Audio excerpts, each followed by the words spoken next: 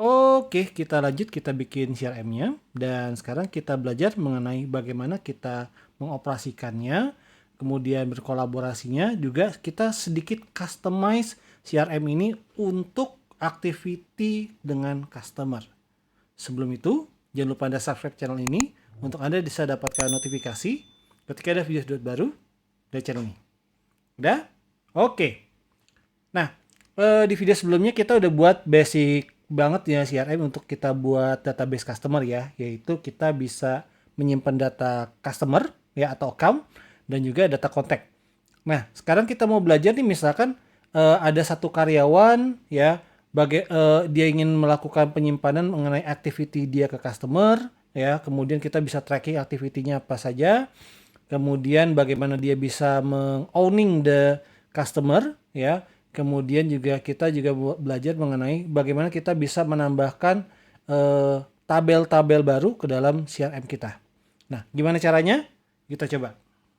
Kita mulai dengan kita buka Power Apps-nya ya. Ini adalah aplikasi yang kita buat pada video sebelumnya. Jadi kalau Anda belum punya aplikasi ini, please refer ke video sebelumnya mengenai bagaimana cara membuat aplikasi ini. Oke? Nah, di sini kita coba running dulu ya. Kita balik ke bentar, kita punya dua data di sini mengenai account dan kontak gitu ya. Nah, kemarin kita sempat bahas kita bisa menyimpan activity kita di customer. Oh, kita buat baru aja dulu. Oke, di sini. Kita di sini menggunakan PT Angin Ribut. Oke. Nah, NPWP-nya sekian. Gitu, misalkan ya, saya save. Nah, kita bisa lihat di sini ada beberapa informasi penting. Oke. Di sini mengenai account NPWP gitu ya. Ini NPWP ini field custom yang kita buat kemarin ya. Nah, tapi yang lumayan mencuri perhatian itu adalah timeline. Apa itu timeline? Timeline ini untuk melakukan pencatatan aktivitas kita ke customer ya. Nah, ini menariknya kita menggunakan CRM yang dari model driven Power Apps karena fitur ini atau bentuk yang seperti ini udah dibuatin duluan ya. Kita bisa customize tapi setidaknya kita nggak buat dari awal untuk hal ini, yaitu adalah activity. Oke. Nah, hal yang lainnya adalah di pojok kanan atas ini adalah owner ya. Kenapa ada owner? Biasa kalau misalkan di perusahaan B2B atau bahkan mungkin ada B2C juga ya, ada satu sales yang menjadi PIC untuk customer tertentu ya, atau disebut juga sebagai account manager, sebut juga sebagai account representatif dan lain sebagainya.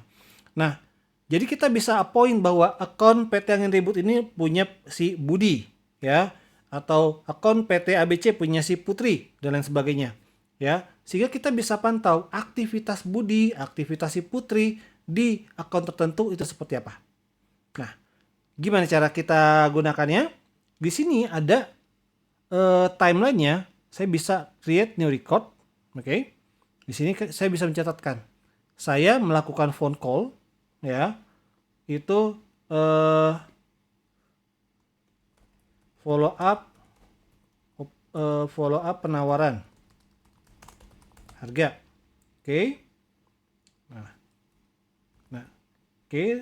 Di sini kita bisa detailkan mengenai kita pembicaraan apa saja.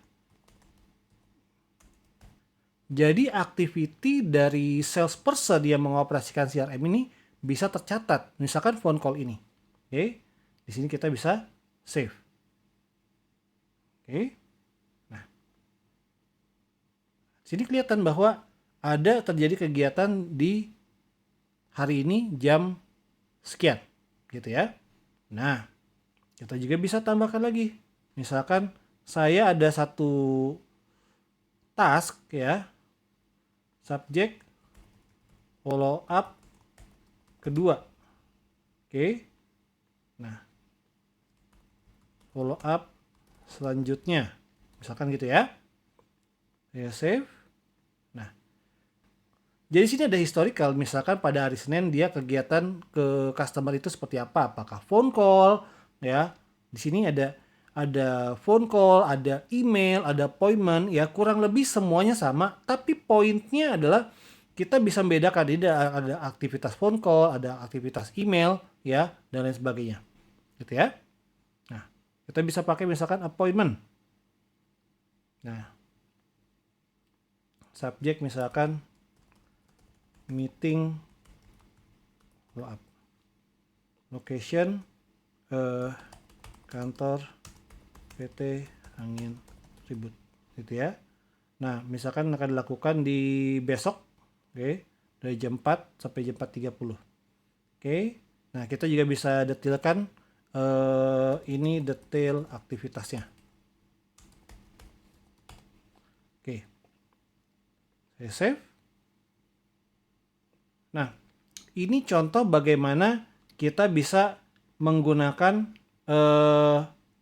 account ini ya untuk menjadi semacam kayak historical aktivitas kita ke customer. Oke. Yang lainnya ya. Yang selanjutnya, misalkan saya juga mau ada semacam kayak list. Sales saya telepon kemana saja dalam seminggu terakhir misalkan gitu ya, atau dalam beberapa waktu tertentu.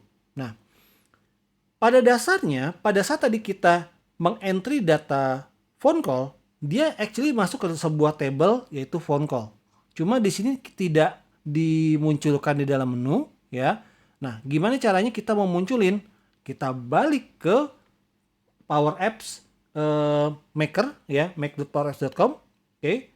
Kita lihat di sini ada satu tabel, ya, itu adalah phone call. Ini adalah tabel yang sebelumnya sudah dibuatkan oleh Power Apps Model Driven. Oke. Nah, sekarang gimana caranya supaya kita menambahkan yang ini, phone call, appointment ke dalam aplikasi yang sebelumnya kita sudah buat? Caranya gampang. Oke. Kita ke apps. Oke, kita edit aplikasi kita. Nah, di sini kita tambahkan new. Oke. Data first table, artinya dia akan mengutilisasi existing data first table yang tadi kita sudah buat atau sudah dibuat sebelumnya oleh Power Apps Model Driven ya. Nah, kita mau masukkan dia ke dalam Power Apps Model Driven kita. Di sini tadi adalah phone call. Nah, kemudian appointment. Oke. Sini saya add. Semudah itu kita menambahkan ya, tapi kita juga lihat sini kok kayaknya nggak rapih gitu ya. Kenapa? Karena saya mau membedakan antara ini adalah data account dan kontak, dan satu lagi adalah data activity. Nah, caranya adalah kita set, ini adalah grup ya, grupnya saya rename dulu. Rename gimana nih? Oh, ini dia di kanan. Ini adalah misalkan di sini customers, oke, atau customer aja ya. Nah, saya tambahkan grup baru lagi, new, gimana ya? Nah, new group. Di sini saya sebutnya activity, oke. Nah, kita bawa ini phone call-nya ke bawah, kemudian appointment-nya juga ke bawah. Nah, jadi phone call ke atas. Nah, jadi kita bisa membagi ini bagian mengenai customer, ini bagian mengenai activity, gitu ya. Bagaimana kita bisa bedakan antara tabel atau data yang grup tertentu, atau kita grouping ke dalam data-data itu dalam satu grup. Oke. Kalau sudah, kita bisa save. Oke. Dan selanjutnya kita publish.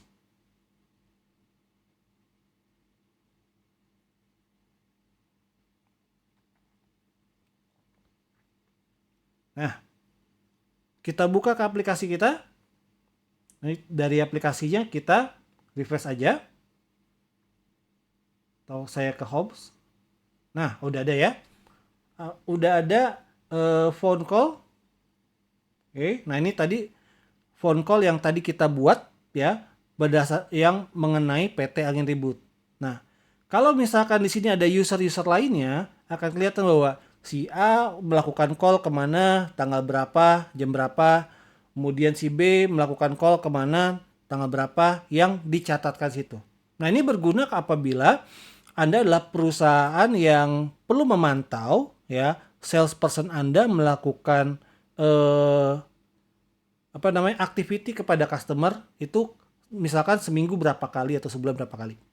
Ya, sama halnya dengan appointment ya, untuk pendataan appointment yang terjadi dan tercatat di sistem. Begitu. Nah, selanjutnya kita akan bicara mengenai ownership dari account. Tadi kita sempat bahas mengenai pada company misalkan yang sifatnya retail atau yang sifatnya B2B, seringkali ada sales yang sifatnya menjadi PIC untuk satu customer. Nah, gimana caranya kita mau menambahkan misalkan user baru dan user baru itu akan di-assign ke dalam satu account. Caranya adalah, nah kita balik lagi ke Power Apps Maker-nya ya, kita back. Di sini kita sudah ada aplikasi kita, kan? Nah, di sini kita perlu lakukan adalah share. Oke. Nah, yang kita perlu lakukan itu adalah kita tambahkan usernya. Misalkan ini adalah Budi. Nah, Budi ini selain ditambahkan, dia juga harus di-assign ya, role dia sebagai apa. Saya akan role dia sebagai sistem customizer, artinya orang yang bisa mengedit data ya. Nah, ada lagi sistem administrator. Ini adalah role default yang dibuatkan oleh Power Platform ya. Sebenarnya masih ada lagi, tapi yang standar dibuatkan ini. Anda bisa buatkan lagi, misalkan kalau ada data tertentu bisa diakses oleh role tertentu, yang lainnya nggak bisa akses, kita tambahkan lagi di sini, gitu. Atau ada data tertentu yang lain cuma bisa read only, grup ini doang yang bisa, atau role ini yang bisa, kita bisa tambahkan di sini. Oke? Nah, yang sekarang saya akan menggunakan sistem customizer, artinya user yang user biasa ya, walaupun dia bisa do everything. Oke, di sini saya share.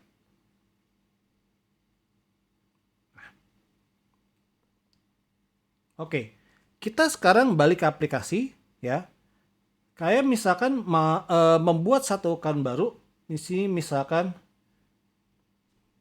PT Mencari Cinta Sejati gitu ya. Nah, misalkan saya save dulu.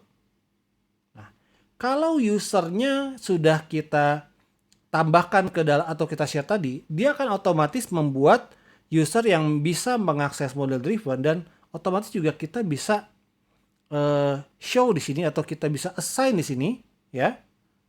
Nah, ganti ownernya dari tadi Sagi menjadi Budi. Nah, Budi. Ini Budi yang tadi kita baru tambahkan. Gitu ya. Sehingga kita bisa save dulu ya.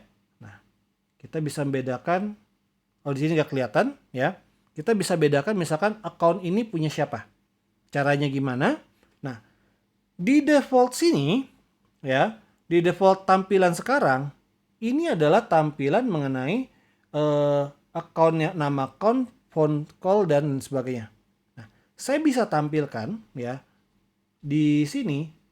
Saya edit dulu, manage search view. Oke. Bukan share view. Saya bisa ke edit kolom ya. Sorry agak lupa gitu ya. Nah, saya bisa tambahkan. Di sini adalah owner. Nah, close, apply. Oke. Nah, kenapa tadi PT PT Mencari Cinta Sejati nggak ada? Karena sifatnya sini adalah my account. Kalau saya mau lihat semua, kayak ke all account ya. Dan lagi-lagi saya perlu tampilkan dulu. Di sini ada owner. Oke. Nah, bisa kelihatan di sini ada satu account yang tadi kita buat, yaitu PT Mencari Cinta Sejati gitu ya. Itu ownernya adalah Budi. beda dengan yang lain gitu. Sehingga Anda bisa mengassign ownership dari suatu account ya atau satu customer itu ke user tertentu, dan user itu yang menjadi PIC dari dari customer yang datanya kita simpan sini dan aktivitasnya kita simpan di sini. Oke, itu tadi basic operational CRM kita. Kita tadi sudah menambahkan 2 tabel yang ada, yaitu adalah call dan appointment. Kemudian juga kita sudah mencoba untuk menambahkan data ke situ, dan kita bisa lihat bagaimana kita bisa memantau activity phone call maupun appointment. Dan kemudian juga kita menambahkan user baru dan mengubah ownership dari user atau mengubah ownership dari satu account ke suatu user. Untuk sekarang itu dulu.